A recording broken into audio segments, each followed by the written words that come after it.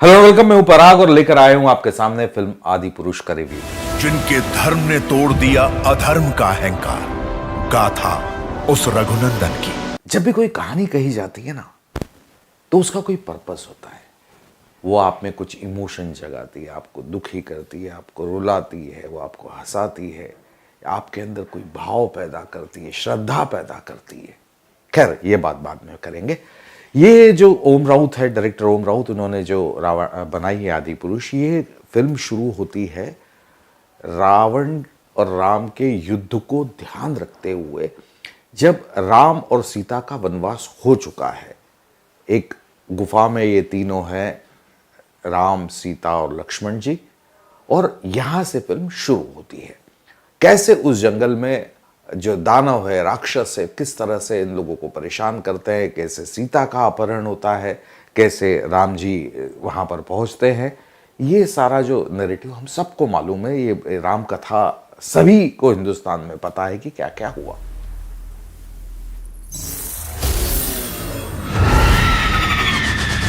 अब चैलेंज ये था कि जो कहानी सबको मालूम है उसको बताना भी है और एंगेज भी करना है। तो ये बहुत बड़ा चैलेंज है, ट्रस्ट मी।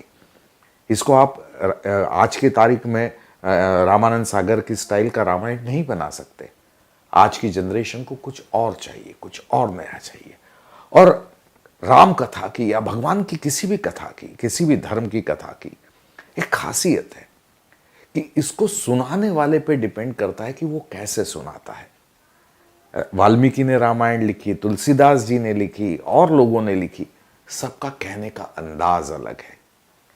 तो राम कथा जो कहेगा, जिस भाव से कहेगा, जिस उद्देश्य से कहेगा, वो वैसी वैसी दिखने लगेगी। तो ये ओम राउत की राम कथा है। अब ये तो बात रही फिल्म की। अब मैं बात करता हूं इसमें अच्छाई क्या है।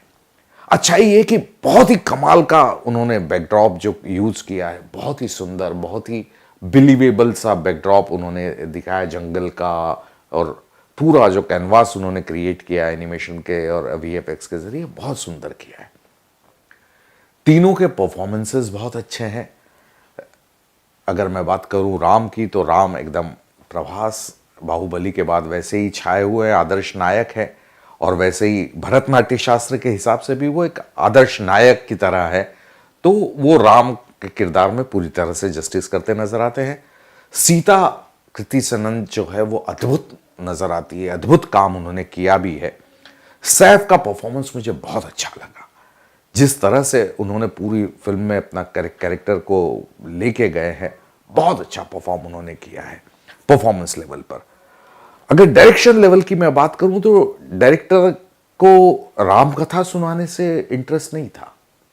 इंटरेस्ट था एक अवेंजर टाइप की फिल्म बनाने में, एक युद्ध वॉर फिल्म बनाने में। तो उन्होंने वो फिल्म का उद्देश्य, इंटेंशन जो है, वो पहली फ्रेम से क्लियर कर दिया कि वो वनवास में है। वो उनको सोने का हिरण दिखा है सीता जी को, और अब आगे क्या होगा, अब युद्ध होगा। लड़ोगे तो आगे बढ़ो। तो ये बहुत क्लियर इंटेंशन ओम राउत ने बताया कि उनको एक वॉर फिल्म बनाना थी राम रावण की। उन्होंने बनाई और वो अच्छी भी लगी, लोगों को एंगेज भी किया, लोगों को पसंद भी आई। लेकिन 3 घंटे की फिल्म देखना बड़ा मुश्किल काम है सर। आज के दौर में बहुत मुश्किल काम है। इसको एडिट किया जा सकता था, तकरीबन आधा घंटा आप इसको एडिट करते तो थोड़ी सी राहत के साथ हम इसको एंटरटेन हो पाते, संतुष्ट हो पाते। आप ये फिल्म देखने के बाद जो है, आप विजुअली बहुत ट्रीट आपको लगती है, आपको म्यूजिक बहुत अच्छा लगता है, आपको बैकग्राउंड म्यूजिक बहुत अच्छा लगता है, आपको एक्टिंग बहुत अच्छी लगती है। एक इस कथा से आप एसोसिएट थे कि राम जी की कथा है, राम रावण युद्ध होगा, आपको ये भी पता है। तो आप कहीं ना कहीं एंगेजमेंट आप लेकर चले थे कि यार आप ये देखने जा रहे हैं, मेंटली आप प्रिपेयर हैं। तो वो चीज पर्पस सॉल्व करती है फिल्म। अब इसके नेगेटिव पॉइंट की अगर मैं बात करूं, तो एनिमेशन में बहुत जर्क है। एक जगह आपको लगता है कि आप एवेंजर टाइप की फिल्म देख रहे हैं, आप गेम ऑफ थ्रोन टाइप की फिल्म देख रहे हैं, और दूसरी जगह लगता है कि आप कोई पोगो चैनल देख रहे हैं। तो ये जो बहुत ही कहीं अमेच्योरिश एनिमेशन वीएफएक्स है, कहीं पे वर्ल्ड क्लास हॉलीवुड के हैं, तो ये थोड़ा सा डाइजेस्ट नहीं होता है, उस पर थोड़ा ध्यान दिया जाना चाहिए था।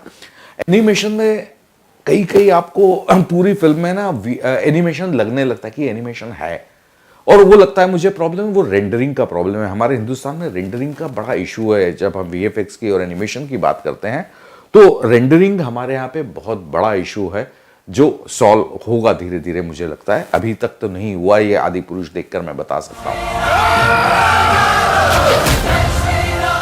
हनुमान जी, रावण, राम, लक्ष्मण, इनके जो डायलॉग्स हैं, एक हमारे दिमाग में प्रभु रामचंद्र जी का, लक्ष्मण जी का, सीता जी का, हनुमान जी का, रावण का, हमारी एक इमेजिनरी, एक हिंदुस्तानी के तौर पे हमारे दिमाग में है कि वो क्या है।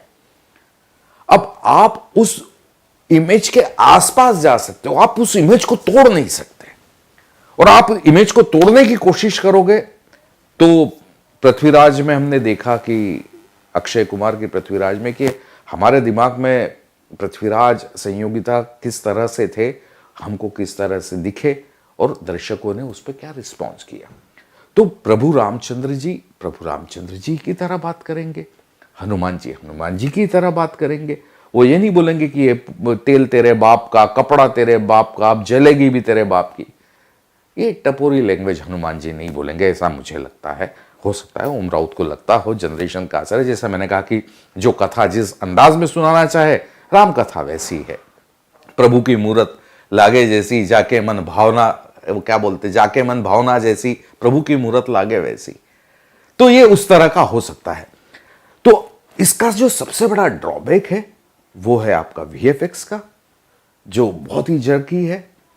डायलॉग्स आपके पास, शायद आप डरे हुए थे कि आपको किस तरह के डायलॉग्स बोले जाए कि दर्शक उस पर रिएक्ट ना करे ज़्यादा, वो कोई ऐसा ना लगे कि यार ये इस तरह की कैसी बात हो रही है। उस इसमें थोड़े से डर में और थोड़ी ज़्यादा सावधानी में डायलॉग्स थोड़े से छिछोरे से हो गए हैं कहीं कहीं, उस पर सावधानी रखना चाहिए थी। कुल मिलाकर आपको फिल्म एंटरटेन करती है, फिल्म आपको यहाँ पे नहीं पहुँचती, भक्ति भाव नहीं जगाती। जैसे मैंने आपसे पहले कहा कि कोई भी कहानी जो है जब कही जाती है आपके अंदर इमोट करती है, इमोशन पैदा करती है। आप जब एक दूसरे के लिए देख कर आते हैं तो आप रोते हैं, आप जब कोई लव स्टोरी देख कर आते हैं आप खुश होते हैं, मुस्कुराते हुए बाहर आते हैं। आप जब राम कथा देखने जा रहे हैं तो आपका हृदय भक्ति भाव से भरा हुआ होना चाहिए कि बुराई पर सच्चाई की जीत हुई। ब्रह्मांड में जो भी पाने लायक है तू पा चुका है, फिर भी तू राक्षसी है। एक अंत ऐसे राक्षस का हुआ जो दुनिया के लिए धोखा था, खतरा था, जो अधर्म का पुतला था, उसका धर्म ने विनाश किया। ये बहुत बड़ा संदेश है, ये वो पहुंचना चाहिए था, वो मुझे संतुष्टि मिलना चाहिए थी, वो नहीं मिली। हाँ, एंटरटेनमेंट जरूर मिला, तो इसमें कोई दो राह नहीं। तो फिल्म एंटरटेन करती है लेकिन संतुष्ट नहीं करती, इसलिए मैं इस फिल्म को देता हूं 5 में से 3 स्टार।